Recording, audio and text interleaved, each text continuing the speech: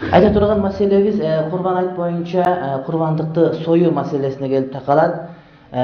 Hanafi mazhab başka mazhablardan ayırmalanıp kurbandık soyunu vacip dep bilet. Alemi Malikilerde, Şafiilerde, Hanbalilerde kurbandık çaluu vacip emez, sünnet muakkada. Kur'an-ı Kerim'de fasalli li rabbike vanhar Kevser suresinde sen Rabbundun razılığı üçün namaz okup vanhar jana moyunda kurbandık çal degen ayet geledi. Biroq ayette gelse ayette gelgen öküm mutavatir kat'iyyud dalala al farz boluş gerek.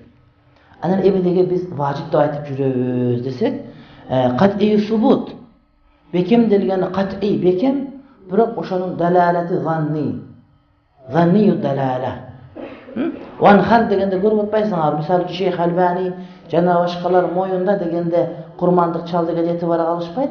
Namaz oku jana moyunda degeni özüň de özüň moyunda. Namaz okuganda koluňu moynuňa alıp gelip naushnik namaz oku degen dagı diýerler mufassirlerden pikiri var dagı. Alımlardan bardygy mına uşul ayattan oşol maksat murat kurmandyk degende ittifak emes bolgonduktan farz darajadan vacip darajaga düşüp kaldy.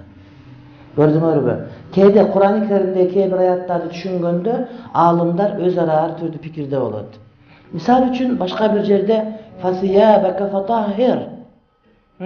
Namaz okuganыңda giyimingdi tazalap oku degen buyruk gelet. Biroq Arap dilindegi anın manisi alımlar gebirleri giyimingdi tazala degen söz bu kulk münözüňdü, adep ahlagыңdy tazala degen manida aytışat. Yok bolsam janagı ayız maselesine gelgende salatata quru' 3 qur' ayız gütsün degende Şafii mazhabdagilar 3 tazalık da aytsa, Hanafi mazhabındagy alımlar 3 ayız da aytışat.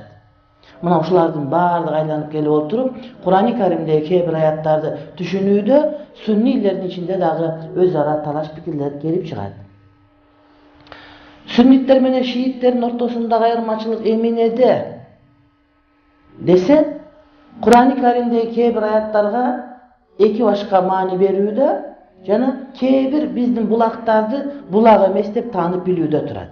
Misal üçün biz Bukhari, andan keyin Muslim, andan keyin Bulbul dep kitaplarda aytsak, şiitlerden da emes. Kur'an-ı Kerimden keyin alarda birinci kitap El-Kafi degen kitaby var. Gördüňörbi? Demek biz özübüzün negizgi bulak, istoçnik dep esepdegen keýbir bulaktardy Allah kabul kılbayt. Alemi sünnitler içindeki cemaatlarımız var. Arganda cemaatlar var. Oşol cemaatlar menen bizdin ayırmabız eminede turat desek, al tekstlerdi bardygybız ele tekstlep bilebiz, birok oşolorgo mamile kılууda. Mamile kılууda. Kur'an-ı Kerim'e kanday mamile kılуу gerek, sunnaga kanday mamile kılуу gerek degende, misal üçün salafiler menen, misal üçün mazhab karamagan ortasında ayırbaçlyk üçünde turat.